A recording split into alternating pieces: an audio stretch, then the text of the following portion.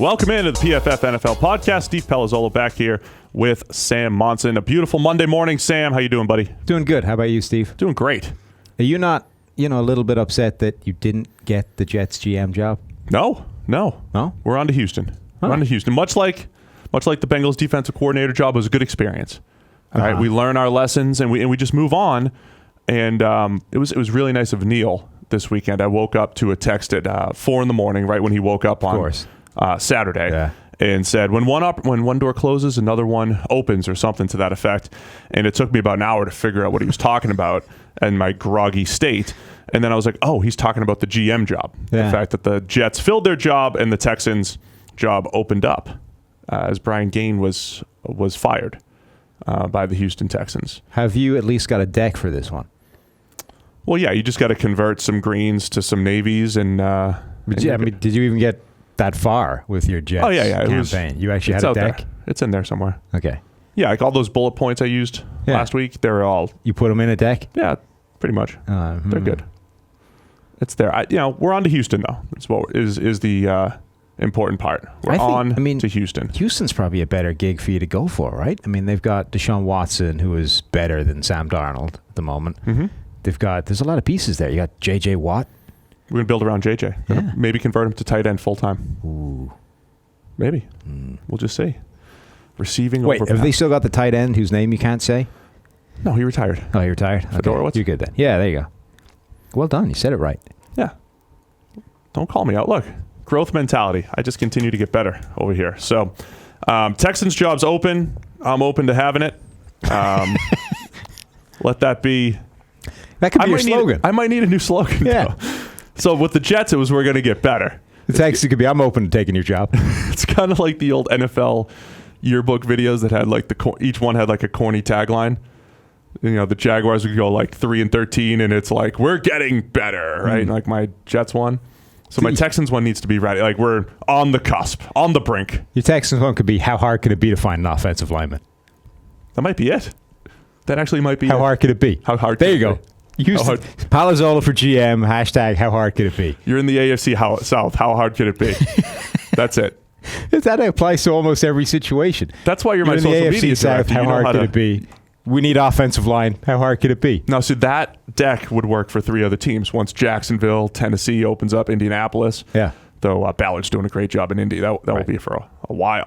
I like that. Hashtag the AFC South. Hashtag how hard could it be? How hard could Palazzolo for GM. That's great. Quick, get Mike changing the t-shirt. Mike, new shirt. Let's get that going quick before this Texans job.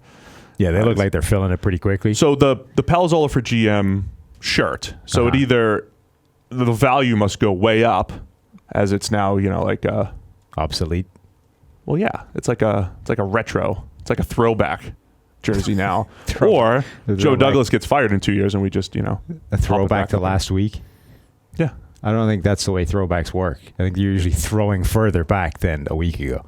Well, the further you go in time, the more it's a throwback. That's my thought. All right, so Joe Douglas gets the job. Yeah. Right? Formerly of the Eagles. Now you want to discuss Eagles and Carson Wentz? Yeah, okay. What do you got? I'm on to Houston, but we have to discuss other things. Carson Wentz signs a massive contract, which was more of an extension for year 5 and beyond.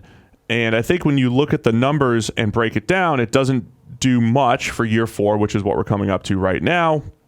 But it kind of buys him out of his free agent years. Right. And I think this is the strategy that does kind of make sense from a re-signing quarterback standpoint. Buy him out of the time that he can be free, so to speak, and get him a couple years earlier. And, maybe eventually the contract looks pretty good as the salary cap goes up. Yeah, and it's important because you don't lose the year of cheap, right? Because the most valuable thing in football right now is a good quarterback on a rookie contract. Right. So you don't want to get rid of that by throwing him a boatload of money that counts this year. You just tack on the money to the years where he's not under contract. So that part makes sense. The other thing that I really like about this deal as a sort of incidental, kick in the pants to a divisional rival is this now puts Dallas in a pretty horrible spot with the Dak Prescott gig, because big money. The way like house prices work along the basis of comps. comparable properties near yours that essentially control. What are the houses around the block looking like? The Eagles just put up the value of the closest comp to Dak Prescott. Not that Carson Wentz and Dak Prescott are that comparable as quarterbacks, but in terms of young quarterback signing a second contract off his rookie deal, Wentz is now the comp, which means that contract is now the comp. So any hope Dallas had of potentially being able to get a Dak Prescott deal done on the cheap or, slightly less than market value just went out the window with the Wentz deal. What about Jared Goff's contract situation as well? Yeah, but that was always going to be high. There's no, there was very little leverage in terms of getting him at a below market rate, I think, at any point in this thing. Yeah. Aside from anything else, first round quarterback, first couple of picks. It's different to the Dak Prescott thing, right? A little bit, but honestly, if you look at Goff, Wentz, and Dak and their performance over the course of the first 3 years, they're all in the same ballpark. They're all very similar. I do, and I think so. I think those three guys are a really good example of QB evaluation and QB progression, so to speak. Again, I think so many people think that we're playing Madden here, and you draft a quarterback and he's a 72, and then he becomes a 76, and then he becomes a 78, and then he's an 80, and it's like, oh, when we get him in his prime, he'll continue to get better. If you tracked the progress of Goff, Wentz, and Dak, after year one, Dak was the best. Yes. And then Wentz, and then Goff way down here.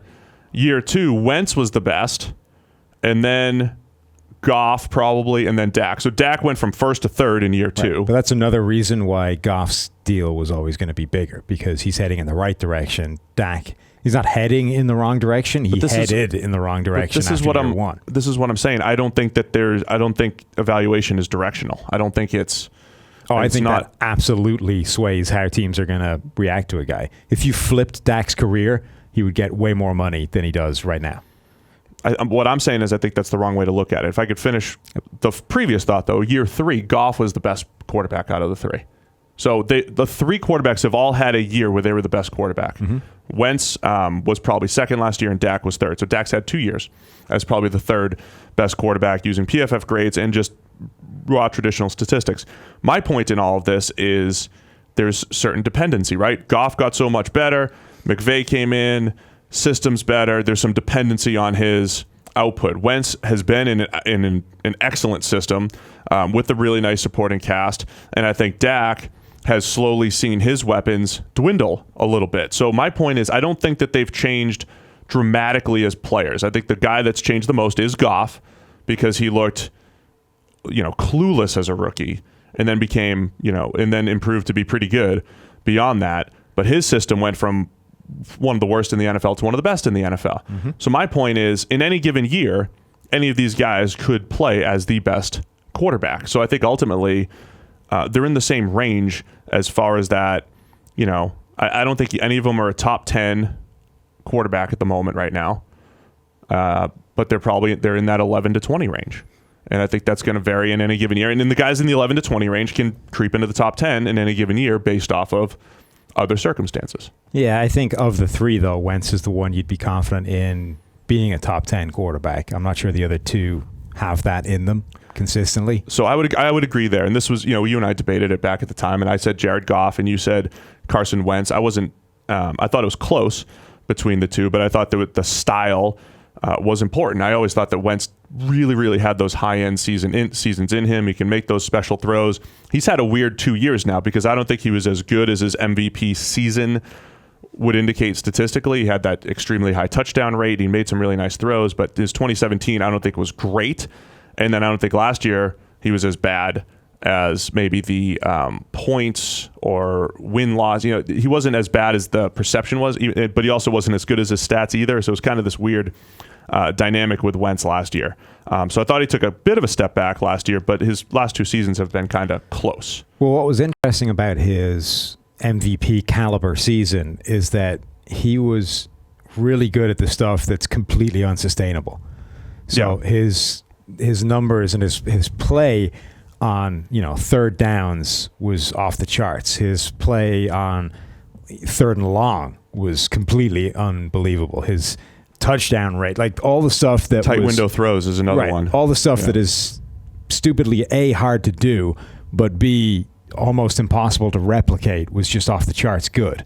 So it was completely inevitable he was going to come back down to earth to some degree, because it's impossible to sustain the things that he was good at for that period of time. But it was really impressive to see, because you just don't see players spike in those areas all at the same time. And that can essentially create an MVP candidacy right off the bat. You're incredible on money downs. You're incredible on the hardest plays to make, the most valuable plays to make. It was phenomenal to watch. But the fact that it was unbelievable. There's no way you could sustain that. So this idea that we've got the best quarterback in the league now was always going to, the shine was going to come off that to a huge degree. It's a weird dynamic when we look at it analytically, because when QBs make great plays under pressure, or they're consistently good on third and long and all that stuff, you want to give them credit for that, and they deserve credit for it. Again, you just can't bank on it, the next year, and that's essentially what happened last year with Wentz. He made probably as many good throws, just didn't do it at the same opportune times. Right, it wasn't on third and 12. So. Right. And so it was less impressive. The other thing that must be mentioned with Carson Wentz, now he hasn't finished a season. He has, he missed 2 games early last year and then missed the end of the season. Hasn't played in a playoff game. It's been the Nick Foles show every time they get to the playoffs. He didn't finish his last season at North Dakota State. Or he did finish. He played just the championship game, but he missed a bunch of games in the middle. So we're talking about multiple years now of him being injury prone.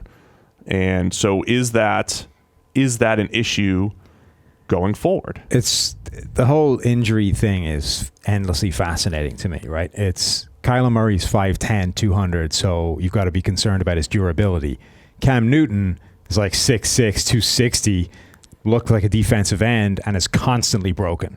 Carson Wentz, 6'5", 237, Cam Newton light, reminded me a lot of Cam Newton coming out, and he's the guy that's been broken constantly. Jared Goff is 6'2", 215, something like that. And it was like, ooh, is that frame? Is he too skinny to hold up at the next level? And Goff has been fine, right. And Wentz is the guy that's constantly broken. Like this, people need, I think, to get away from the idea that simple size of human being affects the durability of the body pieces involved, because apparently it doesn't. I think also, even if it does, even if a guy in isolation, 6'5", 240 versus 6'2", 210 is more likely to hold up, the differences in the hits those guys expose themselves to are far more important than whatever the percentage difference is in terms of the body parts being able to hold up under those hits. I've always said playing style is more important than frame. So a guy like Cam Newton may actually be stronger and more durable in isolation, but the guy exposes himself to running back hits because of that size. So he gets injured more than, Russell Wilson, who tries not to take any hit he doesn't have to. Yeah, Russell Wilson does a really good job of avoiding hits. I mean, I think if you look at just mobile quarterbacks, Russell Wilson has been fantastic at that. I thought Colin Kaepernick was really good at avoiding hits. And then you have guys like RG3 and Michael Vick who were not good at that. They didn't know how to slide. They didn't know how to take, they took too many hits. Lamar Jackson, I think, is teetering on that from a style standpoint, but he has been durable. He handled his whole career at Louisville. He handled his rookie season in Baltimore. I mean, Roethlisberger is another example of a guy who's huge, strong, built like granite, but takes a lot of hits. Big Ben gets hurt. Cam Newton gets stuck at the top of the pocket, takes a ton of hits. Andrew Luck took a ton of hits early in his career. Obviously, he's battled his shoulder issues. Like you said, Big Ben and Cam are similar, as there's always like a point in the season where they miss a game or two, or they're playing through injury. That's like an annual thing with Big Ben and Cam, and they are the prototype of big, durable quarterbacks. Joe Flacco is another, 6'5", 230, 240 type of guy that has had injury issues over the last couple of years. So I don't think frame and size makes you durable. I also don't know that Carson Wentz having an ACL and then having a back injury, like how much is that actually predictive of what's going to happen in 2019, 20, and 21? I don't know if there's massive predictability. The ACL wasn't a Jimmy Garoppolo ACL where you just put your knee in the ground and it buckled. His ACL was launching himself between two scything defenders trying to take him out at the goal line. So it was weird. That was definitely a product of taking a hit. You can say you didn't need to. I mean, maybe you did, launching your way, Elway style towards the end zone. Yeah. But that was one that was like a product of taken a hit, right, that some quarterbacks wouldn't have taken. So I think that's different to like the Jimmy Garoppolo one. You can say, okay, why were you cutting upfield when you didn't have to? But that was no contact. The contact came after his knee had already fell apart. Like, that was a case of if there had been no defenders there and he just cut, his ACL was gone. Garoppolo should have just ran out of bounds. Right, but the point is that wasn't a hit thing. The hit didn't break the knee. The knee broke, then he took a hit. That's different to Wentz, who dove into the end zone. Two guys tried to take his knee out, and the knee went. Like, there's a difference, I think, between when a body breaks in and of itself and when you actually expose it to a hit, which breaks the body. All right, two things on this Wentz deal right now. We had a whole discussion a few weeks ago about where's the middle class as far as quarterbacks go, and what do you pay these guys? I viewed Wentz as kind of a borderline top 10 quarterback that probably deserves this money. They did it a little bit earlier. You're buying him out of his free agent years. So I like it as an overall deal. I don't know that I'm not going to list the top 10 quarterbacks, but I think in any given ranking, you could put 9 or 10 guys ahead of him. I think Wentz, much like Deshaun Watson, hey, Houston Texans, Deshaun Watson, I might take a similar angle here with Carson Wentz. We'll build around Deshaun, when you give me that opportunity. But those guys are kind of on the, in that next tier, quarterbacks 11 through 15. They're young, have shown something already, and they're ready to, be re-upped. And I think they're okay. I'm more likely, as much as I'm saying, hey, look, Dak, Wentz, and Goff have had times in their career where they look similar. I feel much better about re-upping Wentz than I would Dak at this point. Yeah, I think that's fair. The other thing is, as much as people are going to look at the number and say, wow, $32 million a year, it's crazy, it's huge money, it's not $32 million a year now. Right. It's $32 million a year in a few years' time when the salary cap goes up year by year by year. There's another CBA on the horizon, which will go up probably jump it up a huge amount. Suddenly that $32 million a year doesn't look bad at all. In fact, it looks like a modest quarterback deal. So that part, I think, is really good as well. By the way, jumping back to this Jets job thing, did you see that Todd McShay is now in the running for some position under Joe Douglas? Yeah. People are just being hired left and right from TV. Yeah, we're on TV. What is with that? Todd McShay is in the running. Daniel Jeremiah was apparently a candidate for the job before they hired somebody else. I mean, Mike Mayock got hired from TV. It's basically just you and Mel Kiper who haven't been approached.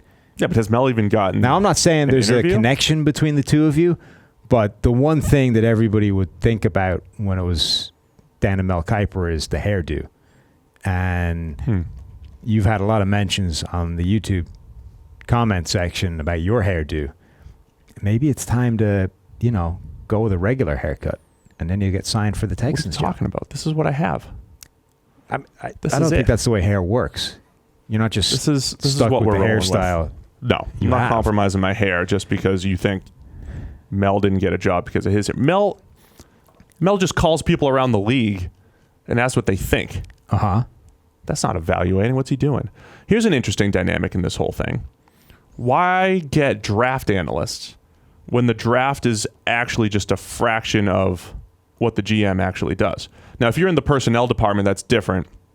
But the draft, if you're going to go in and say, well, there's really not a big difference in draft evaluators, there's a difference in maybe draft strategists, and maybe there's a couple extra percentage points to be had here and there as far as being good at drafting. But why so much focus on draft analysts when you have to manage a salary cap? You need to bring in free agents. You have to know how all these pieces fit within a team. It's not just making draft boards, and now it's all draft guys being discussed.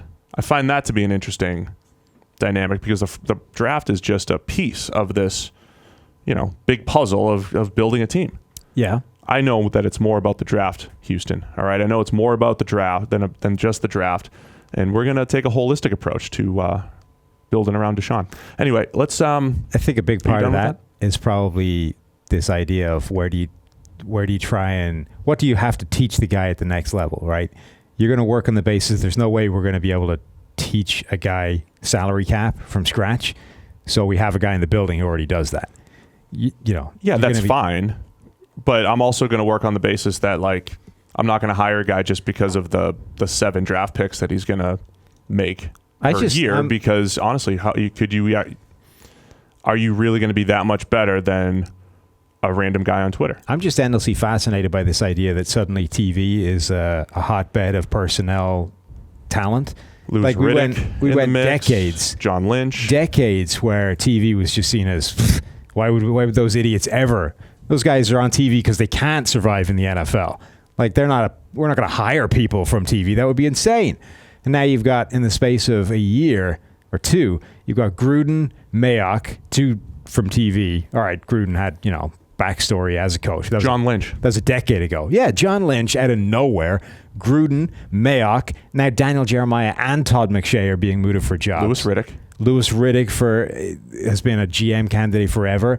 Like, apparently there's no better place to get yourself an NFL job than being seen on TV. You know who's next? Who? Booger. Wow. They should bring back the Boogermobile just for that. Can you imagine him like cruising around the facility in that thing? Oh my gosh, the Boogermobile during training camp. That's hard knocks. That's hard knocks. I mean, he should. The way GMs come in, they like redesign the whole facility. It's like, no, the workflow's off. We're gonna have to do some construction. We're gonna have to redesign the building. Booger's gonna have to create these like 15-foot wide hallways just so we can drive the Boogermobile everywhere. That'd be great. I mean, I would hire him contingent upon him riding the Boogermobile at all times. You could never leave the Boogermobile. Yeah, you have to be in that at all times. You will get zero exercise as GM because wheels into the giant auditorium. Yeah. I like it. Anyway, all right. So Carson Wentz deal overall, you like it? Yeah. All right, we like the Carson Wentz deal. Let's discuss some other news. Big news this week: the PFF 50 has been revealed. Or at least it's starting to be. It's being revealed. What have we dropped as of recording time? At least 41 through 30? We down to 30 already? Yeah. Okay, so we have the top, the first 20 have been revealed. For those that don't know, we basically have two lists that we do every year. We have the PFF 101, which is right after the season, looking backwards at the season. It's just a one-year snapshot, best players in the NFL, regardless of position, besides fullbacks and kickers. And then we try to do one that's more forward-looking. It's similar to the NFL's forward-looking. They do a top 100, right? It's 100. Yeah. So they do a forward-looking top 100. Here are the top 100 players going into 2019. We make it 50, and ours is looking forward. So it's not just based off of last year. It's based off of many things, multiple years of production, age, trends, whatever it might be. It's all rolled in there. So we are doing that this week. The PFF 50 is being revealed throughout the week. Best players heading into 2019. Yeah. And the difference, or one of the differences between ours and the NFL's list, is our methodology is a little bit more sound.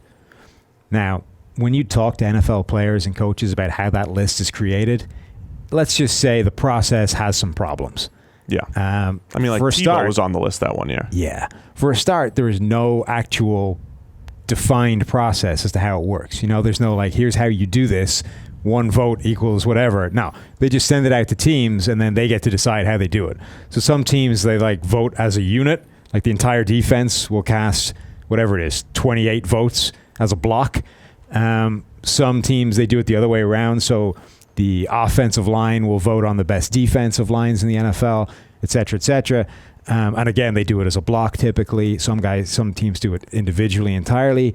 But the bottom line, so as much they don't know if they're looking back or looking forward. Right. There's no like defined criteria list. The other thing is, as much as people want to be like, hey, who knows better than NFL players because they face these guys? Sure, but they play 16 games in a season. They play divisional opponents. 3 teams are divisional opponents, so that's cut down the number of teams you're facing.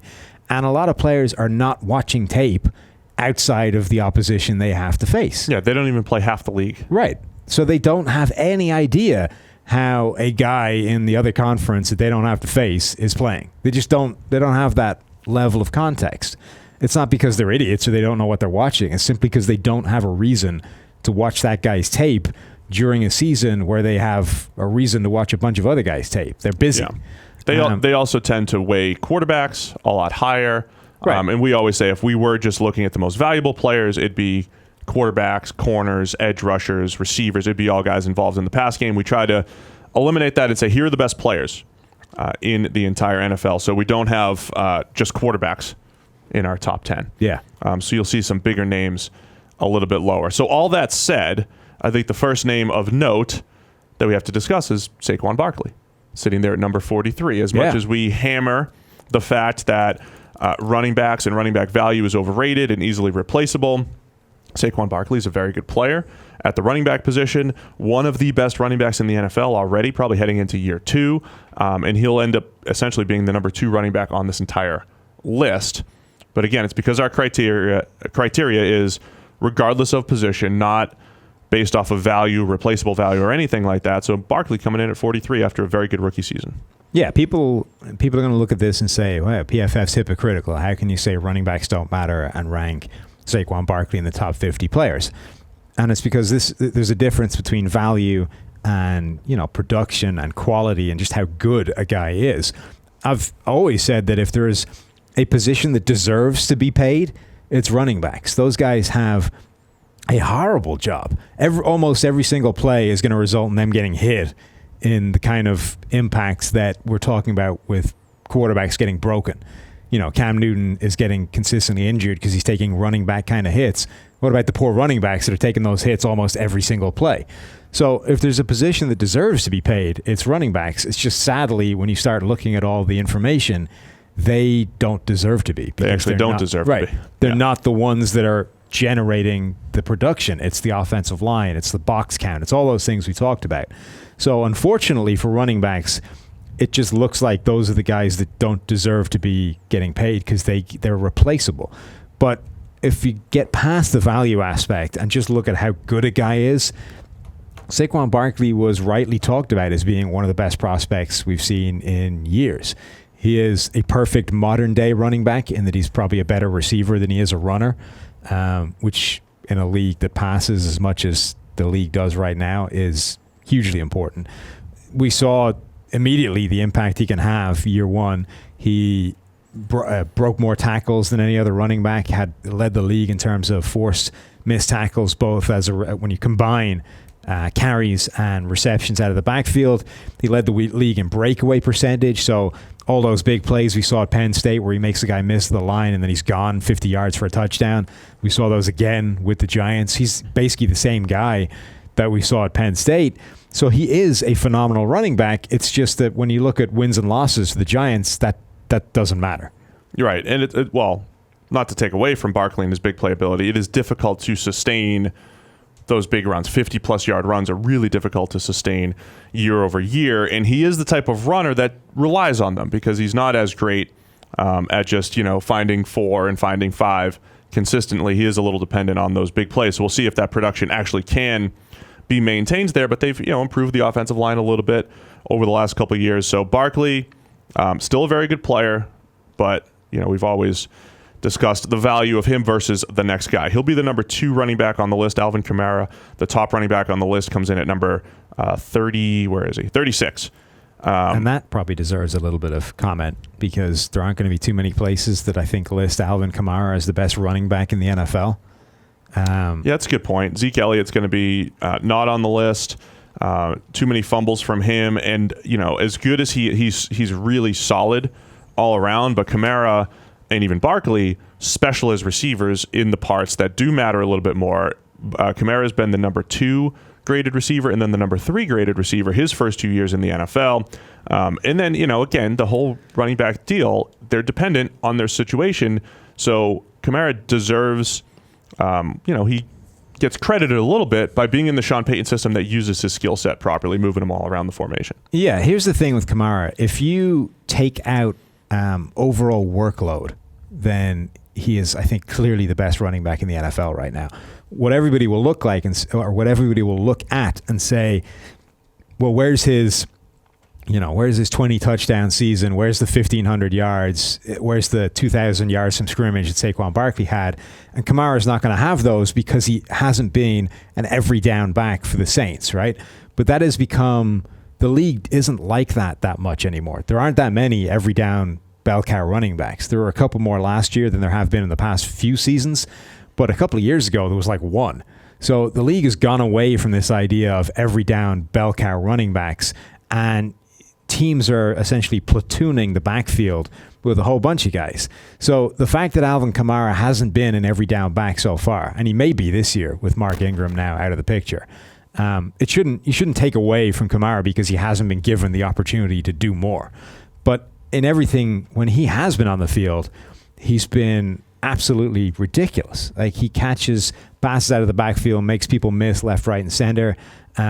He has absurd numbers in terms of, rate numbers, whether it's yards per route run, whether it's yards after the catch, all those kinds of things. So if you look at it at a per play basis, Kamara has been absolutely incredible. I think he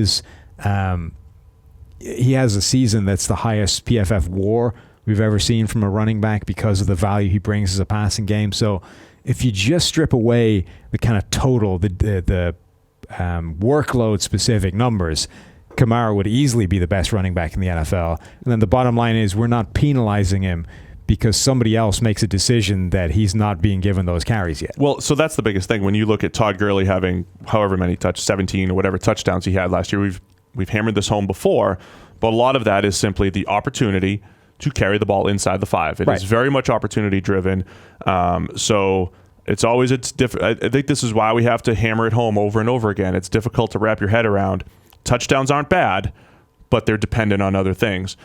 So even say the Patriots in the playoffs, they had a ton of rushing touchdowns, but there's a ton of plays where there was a pass that got them inside the 5, and then they ran it. So did their running game suddenly step up and become phenomenal in the playoffs, or did they simply give those guys the opportunity inside the 5 in the playoffs? Right, and there was a lot of that last year with New England. So deep pass gets you inside the 5, you run it in for the touchdown. That was a consistent theme with New England. It was a consistent theme with the Rams. The passing game gets you to the 5. And, Gurley was still pretty good last year. The running game was good, but he had so many more carries inside the 5, so he had a whole lot more touchdowns. So it's easy to see a big touchdown number and get really excited about it and think, this guy's great, when we look at it and say, okay, there's probably these other things around that situation that are making that happen.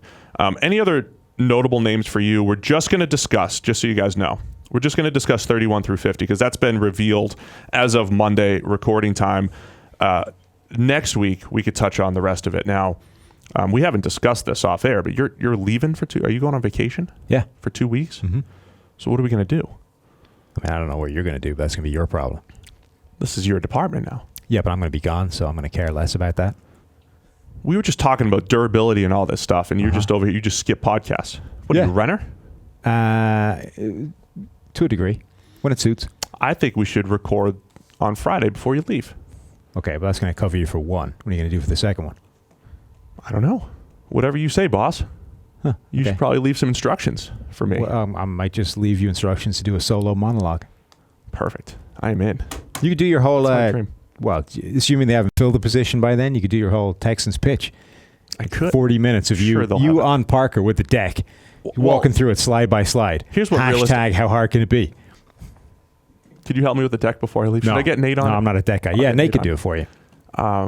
So there's a realistic chance here, very realistic chance that you're gone. You're on vacation next week, and then I'm off to Houston. Houston?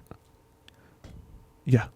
You think you're getting the job based off that? Well, yeah, that could absolutely happen between now and then. Huh. So you're on vacation, I'm gone, and Matt's going to be doing the podcast. We have no idea who's doing the podcast. And I wouldn't care either. I'd be on to Houston. You should probably care, though, because you're just on vacation. You're going to have to come back. Yeah. That mess. Well, that's all right. When I come back, I'll assume control. So, guys, be sure to, hit that subscribe button because we might have a podcast next week. We might not. Oh, we'll have one. It's important. Just a case of who it is. Subscribe because you don't know who's going to be here. Right. It's a lucky dip. Let me give you a name that stands out to me. Ryan Ramczyk at number 45. Okay. I was looking through his first 2 years compared to other tackles. One of the best starts to a career for a tackle since we've started doing this in 2006. He had the number 6 grade among all rookie tackles that we've ever graded, and then the number 7 grade among all second-year tackles. So when you combine that, it's pretty good because that's not the same list of guys. Right. Not too many guys are on that list in the top 6 or 7 for multiple seasons. Joe Thomas is that type of guy. He's not Joe Thomas, but man, he's off to a great start. And he only had 1 year of play at Wisconsin where he was good. And we have seen offensive linemen generally get better the more they have experience. So Ramczyk deserves a ton of credit. And, maybe a year or two from now, we're talking about him as, top 3 consistent tackle in the NFL right now.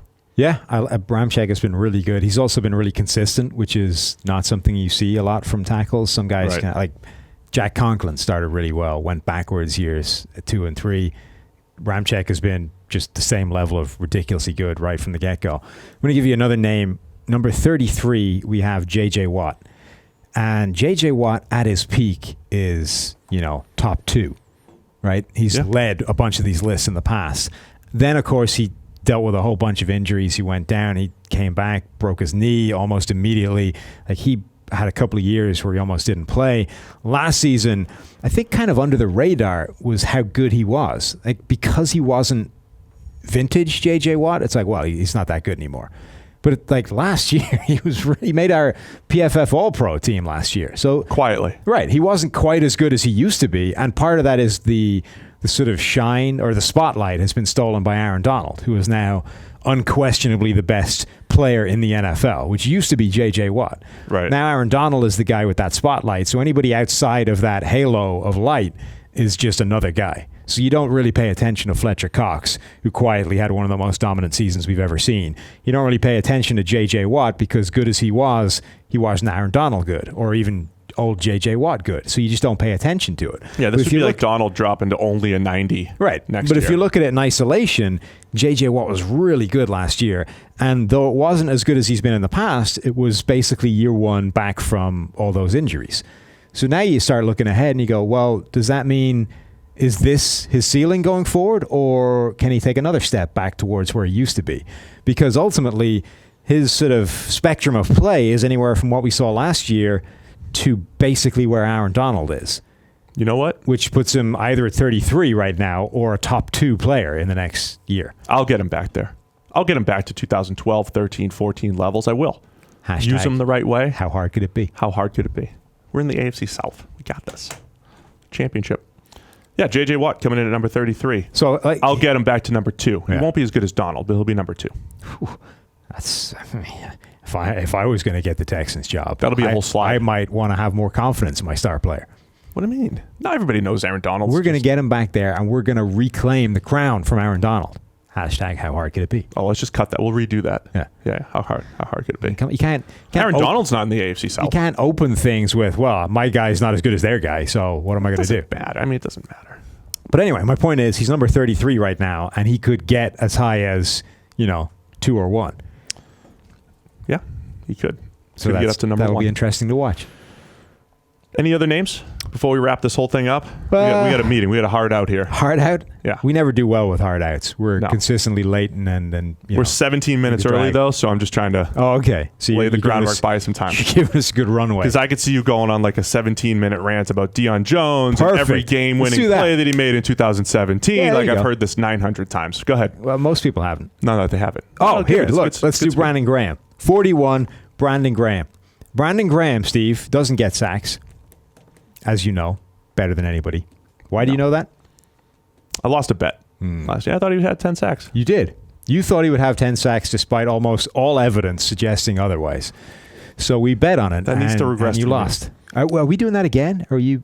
No, I think this year you're betting 10 sacks again? I think I doubled so down. Ultimately, it's interesting because generally we talk about sacks as being a terrible predictive thing, right? If you want to look at how many sacks a guy's going to get next year, you're way better off focusing on how many pressures he had this year. And that's why I made the bet. Not how many sacks, right? What you fail to understand, though, is that there are certain players. So the general logic there is that sacks, there isn't really such a thing as guys being great at finishing, right? Whether you get sacks out of your pressures or not is typically luck. There aren't really players that specialize in finishing sacks, but there are players that struggle to finish sacks. So it's not there isn't a positive end to that spectrum. There aren't guys that are consistently amazing at converting their pressures into sacks, but there are guys at the other end of the spectrum who, for whatever reason, are consistently bad at converting their pressure into sacks. Brandon Graham is in that group. For whatever reason, Brandon Graham is lousy at converting his pressure into sacks. It's only happened 1 year where he's been able to turn that into a double-digit sack season. But Brandon Graham is consistently spectacular at generating pressure. So, and this is one of those things that we like to hammer home because sacks are definitely important. it's what you're looking for as a pass rusher. Everybody wants to get the sacks. And we've actually done some work in quantifying how important relative to pressure sacks are.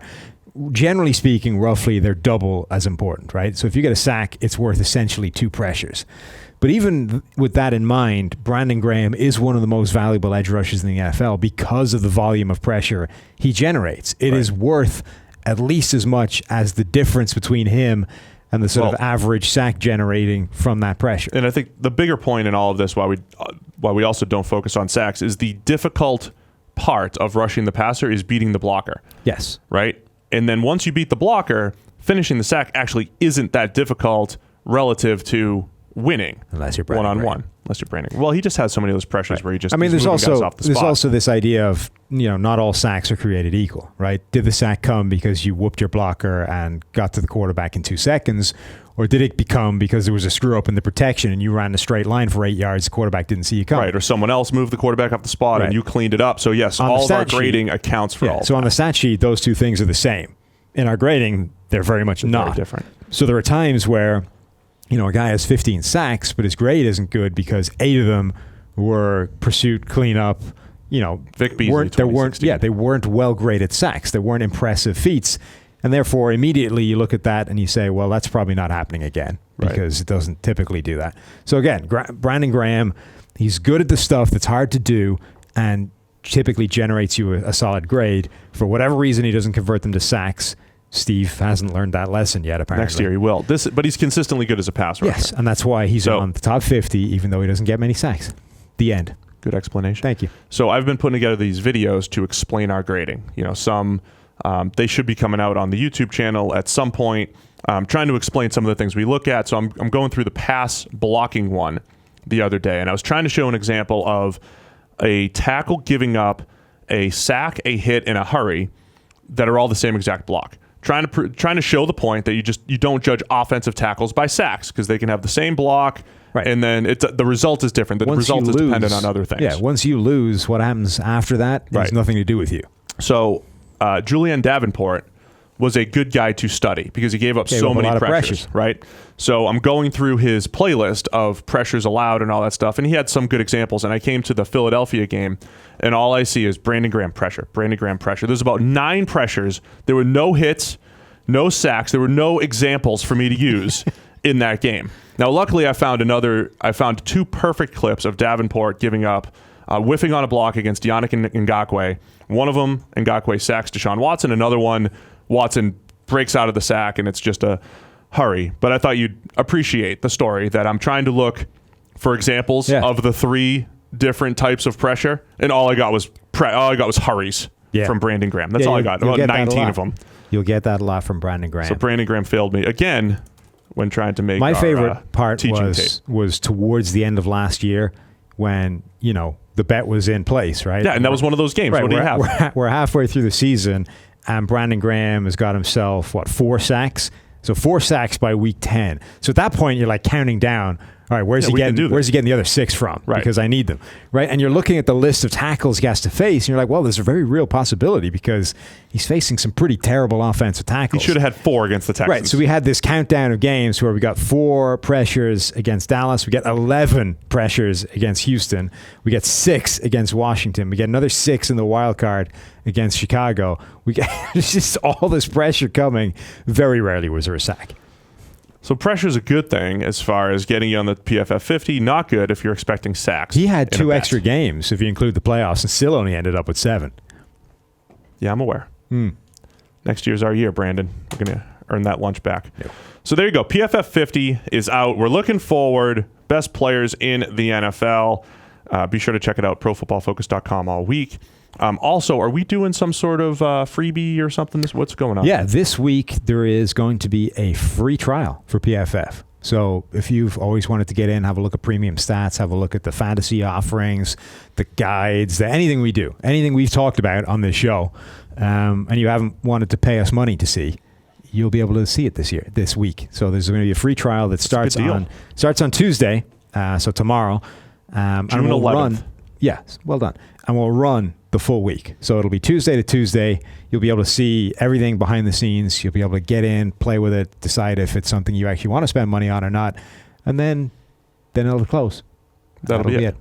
A whole week free, though? Whole week free. We haven't really tried that before. We tried it once. So we did it the tail end of last season. Right, okay. November, I think. It wasn't as long, though. I think it was a 3-day Yeah, we've never done a straight trial. week. Right. So this is a full week of free trial access to PFF. So dive in. Work productivity is going to be down across the nation because of this. Because you're going to get into premium stats and be like, what, there's 12 years of data here? 13 years, whatever it is. A lot of data. Yeah, there's a lot.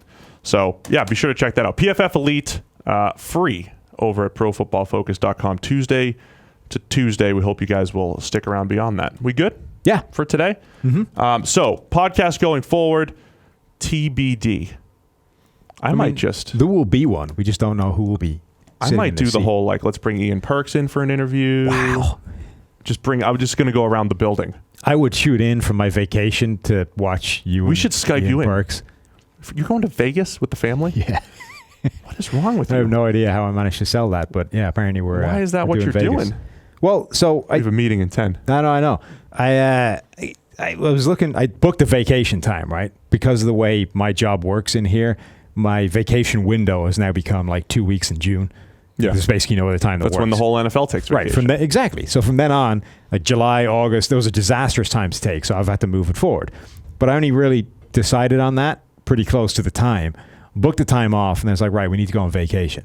We were originally planning on taking an RV trip somewhere, but it turns out that RVs are like the most expensive things in the world to rent. Right. So we were going to drive to Yellowstone, but just getting there and back, or the 2 weeks to drive, would have cost us about $3,000 in RV rental, not counting gas, not counting camp fees. That was limiting you to a mileage thing that wouldn't even get you to Yellowstone from here, let alone back and anywhere around there. So instead, so we bailed on the RV idea. You're going to go to the Strip. Then we were looking for like vacation spots. It's like, there aren't that many of these places last minute. Like, you know what's good for last minute? Vegas. There's always hotel rooms in Vegas. They're always looking to get rid of them. There's millions of them. You're staying at the Palazzo? Kind of, yeah. We're staying at the Venetian. They've got a... That's right. It's joined in, right? Yeah. They're both close. 2 in the 1. It's close. Yeah. So yeah, nothing screams, family vacation like a fake gondola ride through a mall. You should go catch a minor league baseball game. Yeah? That doesn't Las seem Vegas like something I'll be doing. AAA team. Terrible place to watch a game. Sure. It's horrible. Okay. Yeah. What are you going to do there? You've got a 5-year-old. 6 now. They've got like swimming pools and stuff. There's a bunch of kids stuff. Take a day trip out to the Grand Canyon. Oh, that's Monument Valley, maybe. All right. That's good. There's stuff. I can't wait to hear all about it. Yeah. Yeah. Real excited about And, it. if all else fails, we'll just send her up to the high roller room with her Uno cards and, watch her scam all the poker pros. She is advanced. Well, she's learned how to text now. That was a concerning development. It is. Yeah. You just always send me concerning developments. Well, there appears to be a lot of them now. Keep her away from the windows. I don't want her removing any screens or anything again. Yeah, that's a little dangerous. Right. Well, I mean, kids start learning to read. You picture them these sort of books about teddy bears and stuff. Scout learns to read, reads the instructions for how to remove the bug screen from her window so that she can wave at her friends out in the street. So we came into her room one morning and the screen was just lying on the floor. She told us she'd read the instructions how to take it off. It's a little unsafe. Yeah. You should probably watch her a little bit more. I mean, she was in bed. Like, you went to bed. We left her and came back. Trying to she'd be been critical. removing parts of her window. I'm not being. I get 3 kids. I lose track of them. It happens. Happens. Well, you've got all this to come, right? Yours haven't reached the point where they're like meddling for themselves in advanced, No, not yet. I'm just trying to keep the 2-year-old from smothering the toddler. Right. And all that stuff. part's easy. Once you get to the point where they can you look up their own instructions for how to screw things up, then you've got problems. Can't wait. It's going to be great. I have experience managing personalities and all that stuff. It's like managing a locker room. So Houston, I can do. I managed my 4 kids under 3, 3 kids under 4. How many are there? Shoot. Cut that one too. All right, we're on to the next job. It's not going to be Houston. Hashtag how hard could it be? I'll see you next week. I'll give you guys the whole pitch for whatever GM job opens next week. I'll figure it out. We're going to figure it out. No, that's not your hashtag. No, that's our podcast hashtag. Oh, okay. Podcast, we're going to figure it out. Houston, how hard could it be? How hard could it be?